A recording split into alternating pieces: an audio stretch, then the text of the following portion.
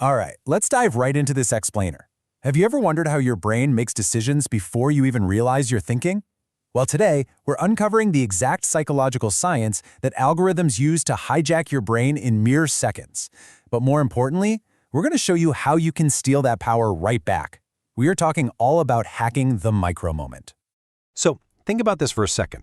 Why can we doom scroll for hours on end, yet completely freeze up and hesitate to take just 5 seconds of positive action? We've all been there, right? This question reveals a massive information gap about our own minds. And the answer to this paradox? It lies entirely in what happens inside your head in a fraction of a moment. But before we solve our ultimate question, we really need to understand the dopamine loop. It's essentially a neurological cycle of anticipation and variable reward. Now, a lot of people think dopamine is just about pleasure, but actually, scratch that. It's the molecule of anticipation. It is literally the engine driving you to seek and expect a reward, keeping you completely locked in a behavioral cycle. To break this down, our agenda for today is 1. Autopilot mode, 2. Dopamine loop, 3. Pattern interrupts, 4. 5-second rule, 5. Cognitive reframing, and 6. Owning micro moments. Let's get right to it. Section 1. The brain's autopilot mode. Let's start from the outside in, looking at how the digital world aggressively targets your brain's default settings. You see, when you're casually scrolling, your brain isn't actively analyzing. It's just coasting on autopilot. Consumer marketing totally preys on that autopilot state. If we compare business to consumer marketing to business marketing, notice the primary driver. It's emotion versus logic. Consumer marketing relies almost entirely on quick, emotional impulses, totally bypassing the slow, logical evaluation we might use in a business context. The goal is to trigger a feeling before your logical brain can even boot up. And here's the crazy part. They have to do it incredibly fast. 65%. That is the staggering percentage of users who decide whether to keep scrolling or keep watching within the very first 3 seconds of a video. Let that sink in. If your brain's autopilot isn't jolted awake in 3 seconds, the opportunity is gone forever. Section 2. Hacking the dopamine loop. So, how exactly do they force you to wake up and pay attention? Marketers actually engineer those critical 3 seconds using a super simple 3-step formula. First up is the prediction error, or the hook. Your brain predicts what will happen next just to save energy. So a sudden visual or auditory surprise breaks that prediction, and boom, it releases dopamine. Second is the open loop, which basically creates a question your brain desperately needs answered. And third, the variable reward. That's the satisfying payoff that keeps you coming back for more.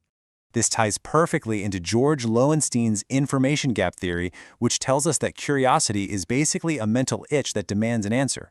By intentionally withholding key pieces of information, marketers create this psychological tension. And the only way for your brain to relieve that uncomfortable tension is to give them your undivided attention. Section 3. Mastering pattern interrupts. Now, getting your attention is one thing, but how do they keep it once they have it? They use 7 specific visual and audio disruptions to forcefully break your scroll pattern. We're talking about a sudden zoom, an aggressive jump cut, a camera angle switch, pop-up text, a color shift, a weird sound effect, or a sudden speed ramp. These aren't just flashy editing tricks, guys. They literally force your brain's attentional alerting system to activate over and over again, preventing you from ever slipping back into autopilot. And the frequency of these disruptions? It's incredibly calculated. To prevent you from dropping off, these aggressive pattern interrupts must happen every 3 to 5 seconds. Doing this boosts average retention by up to 60%. Just think about that for a second. Your brain is being micro-hacked every 3 seconds just to ensure you don't look away. Absolutely wild. Section 4. The 5-second rule. Okay, let's flip the script here and transition from how marketers hack your attention to how you can actually hack your own mind using that exact same micro-moment science.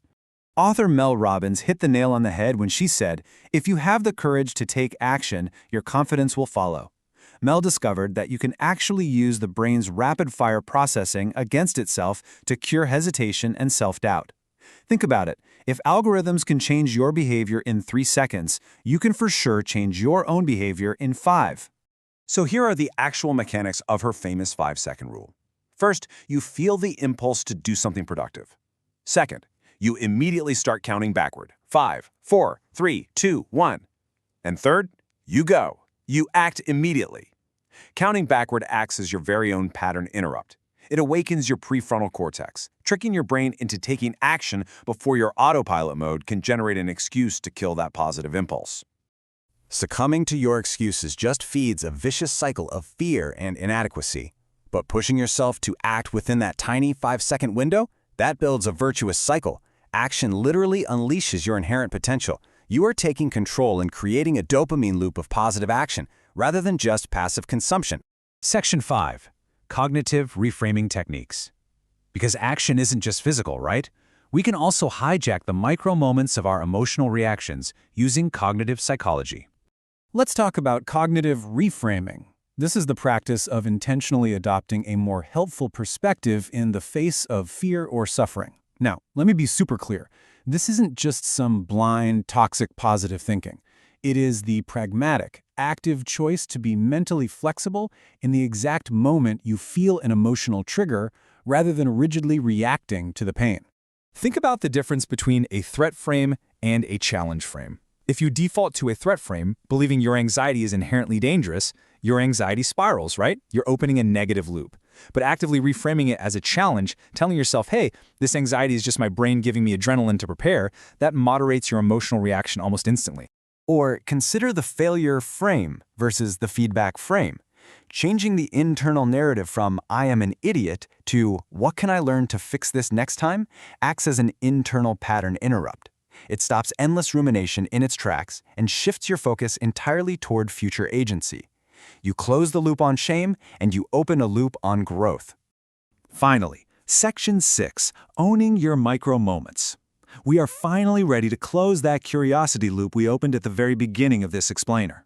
Let's look at the timeline. At 0 seconds, you notice an impulse. Maybe it's fear, maybe it's distraction, or maybe it's a brilliant idea. At 3 seconds, you must break the mental pattern. You're either falling prey to a digital hook, or you're using a countdown to interrupt your own hesitation. And by 5 seconds, decisive action is taken.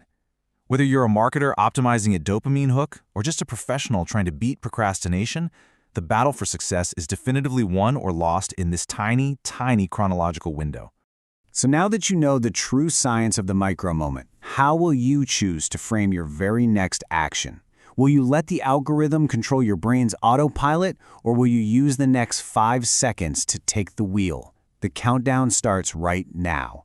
5, 4, 3, 2, 1. Go make it happen.